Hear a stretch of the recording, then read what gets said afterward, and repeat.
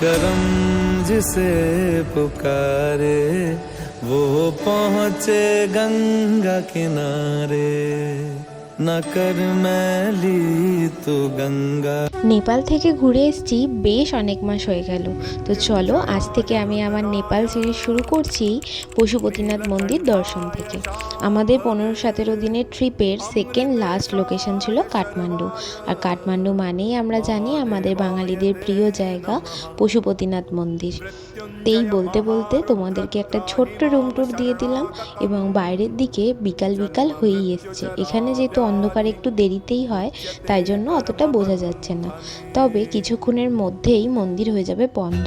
তাই হোটেলে check in করেই আমরা সবাই স্নান করে রেডি হয়ে নিয়েছি মন্দিরে যাব বলে। আগে প্রভুর দর্শন করব, তারপর বসে বসে সন্ধ্যা আরতি দেখব, এটাই আজকের দিনের প্ল্যান, ব্যাস আর কিছু না। আমার রেডি হতে হতে তো সবাই অলরেডি লিফট দিয়ে নেমে গেছে, আমি সবার লেট, তাই জন্য মনে বেশ ভয় হচ্ছিল, কারণ প্রভুর মন্দির খুব তাড়াতাড়ি বন্ধ হয়ে যায় প্রায় আরতি শুরু হওয়ার আগেই। আমাদের হোটেল থেকে মন্দিরের দূরত্ব বেশি দূর ছিল না, পায়ে হেঁটেই যাচ্ছিলাম আমরা। তারপর তাড়াহুড়ো করে গিয়ে দেখলাম আমরাই সবার শেষে মন্দির দর্শন করতে পেরেছি, আর কেউই যেতে পারেনি। মানে আমি যেহেতু বিশ্বাস করি ঠাকুর আগে থেকেই সব কিছু প্ল্যান করে রাখে, তাই এই দিনেও এটাই ভেবেছিলাম যে উনি আমাকে সেই দিন ওনার সামনে দেখতে চেয়েছিল, তাই আমি সেখানে উপস্থিত হতে পেরেছি।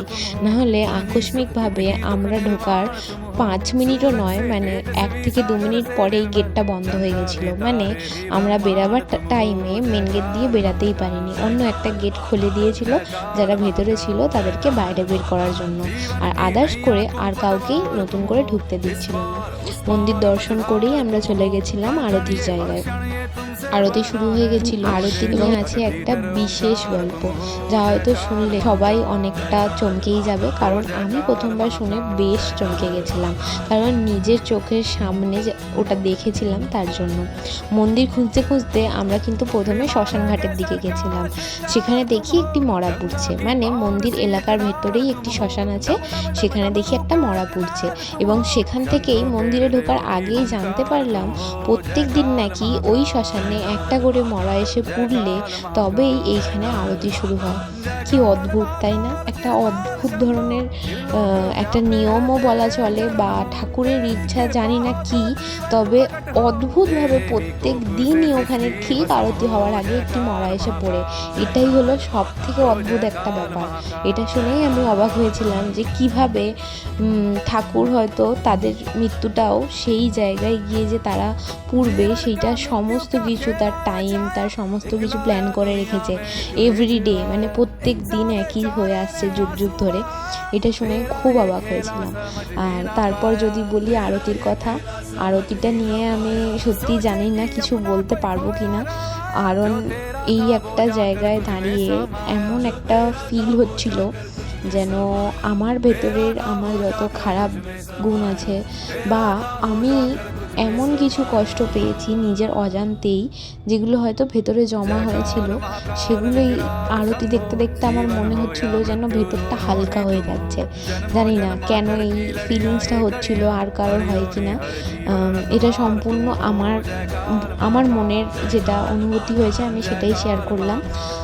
অদ্ভুত একটা ভেতরে শান্তি বা খালি ভাব বের হচ্ছিল, সাথে সাথে চোখে জল। এই জিনিসটা একটা মানে আমি নিজেই নিজের সাথে একটা অদ্ভুত অনুভূতি অনুভব করেছি সেই জায়গায় দাঁড়িয়ে থেকে, তাই ভাবলাম তোমাদের সাথেও শেয়ার করে নিই। আর এখানের যে পজিটিভ এনার্জি বা ভাইবসটা ছিল সেটা জাস্ট মুগ্ধ করার মতো, কাউকেই যে সবাইকে মুগ্ধ করার মতন।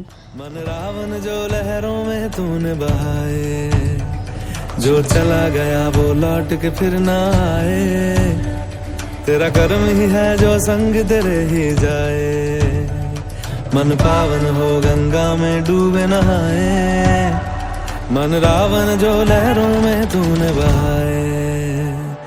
हर हर गंगे हर हर गंगे हर हर गंगे गंगे हर हर गंगे हर हर गंगे हर हर गंगे गंगे हर हर गंगे हर हर गंगे हर गंगे हर हर गंगे हर हर गंगे हर हर गंगे गंगे। जो पास तेरे वही तेरा, बाकी सब मोह का फेरा। तू क्यों समझ ना पाया, तन मिट्टी है मन माया। भगवा चोला तन पे जो तू ओढ़े, हर चोला तो जाएगा पीछे छोड़े। मन पावन हो गंगा में। আরতি শেষ হওয়ার পর আমরা একটু মন্দির চত্বরটা ঘুরে দেখছিলাম, কারণ এই মন্দির এলাকাটা অনেক বড় জায়গা জুড়ে। মানে ধরুন রাস্তা থেকে মন্দিরে ঢুকতে গেলে যেটা আমি সবার প্রথম দেখালাম ওইটা হলো প্রথম গেট। তারপর বেশ অনেকটা 15 থেকে 20 মিনিট হাঁটার পর পড়বে আর একটা গেট, যেখান থেকে আপনাকে জুতো বাইরে খুলে প্রবেশ করতে হবে। সেই গেটটার পরে আবার 10 থেকে 15 মিনিট হাঁটার পর পড়বে আমাদের মেন গেট, মানে যেটা হলো প্রভুর কাছে ঢোকার গেট, যেটা আমি আর একবার স্ক্রো করিয়ে দিচ্ছি। এই গেটের পর থেকে আপনি ফোন, ক্যামেরা, ভিডিও, পিকচার কোনো কিছুই তুলতে পারবেন না। এই গেটের বাইরেতেই সব কিছু করতে হবে। ভেতরে ছবি বা ভিডিও তুলতে দেখা পড়লে বা ধরা পড়লে সাথে সাথে পুলিশ এসে আপনাদেরকে নিয়ে যাবে কোনো অফিস বা রুমে, এরকম জায়গায় যেখানে গিয়ে আপনাকে প্রায় 5,000 থেকে 2-3 হাজার টাকা চাওয়া হবে এবং আপনার ফোন থেকে সেই সমস্ত কিছু পুরোপুরিভাবে ডিলিট করে দেওয়া হবে। এটাই হচ্ছে নিয়ম। তাই জন্য ভেতরে কোনো কিছুই আমি ছবি বা ভিডিও করার চেষ্টাও করিনি। আমি চাই না যে প্রভুকে দর্শন করতে গিয়ে আমার সাথে কিছু খারাপ হোক, তাই জন্য। দেশের বাইরে এসে এভাবে পশুপতিনাথ মন্দিরের ভেতরে আছি, যে এনার্জিটা। খান এক্সপ্রেস এবং আরতি হচ্ছিল না, ভিতরে জাস্ট কাঁটা দিচ্ছিল গাড়িতে। তো তারপর আমরা হেঁটে হেঁটে চলে যাচ্ছি হোটেলের দিকে, কারণ বেশ অনেক দিন ধরে ঘোরা হচ্ছে, সকালে ওঠা হচ্ছে, শরীরটা বিশাল টায়ার্ড। আর কালকে আসবো সকাল সকাল আবার মন্দিরে পুজো দিতে। আজকে এখানে আরতি হওয়ার সময়ই লোকের মুখে মুখে শুনছি যে কাল নাকি অনেকেই লাইন দিয়েছে সকাল 7টা-8টা থেকে এবং পুজো দিয়েছে বেলা 12টা, 2টো, 3টে, 4টে, মানে যার যেমন টাইম হয়েছে তার জন্য। আর সকালের দিকে এখানে যেহেতু ভালোই রোদ থাকে এবং রাত্রিরে ঠান্ডা, তাই অত সকালে মানে রোদের মধ্যে আমরা দাঁড়িয়ে লাইন দিয়ে পুজো দেওয়াটা আমাদের শরীরের পক্ষে অসম্ভব, স্পেশালি বাপি মায়ের জন্য। তাই জন্য আমরা ঠিক করেছি মন্দির খোলে 3:30টের সময়, তো 3:30, 4টের মধ্যেই মন্দিরে এসে পুজো দিয়ে তাড়াতাড়ি বাড়ি চলে যাওয়ার চেষ্টা করব। তাই জন্য আজকের ব্লগটা এইটুখানি। কালকে মন্দিরে পুজো দেওয়ার ভিডিওর ব্লগগুলো দেখতে হলে অবভিয়াসলি আমার চ্যানেলটা সাবস্ক্রাইব করে দিও।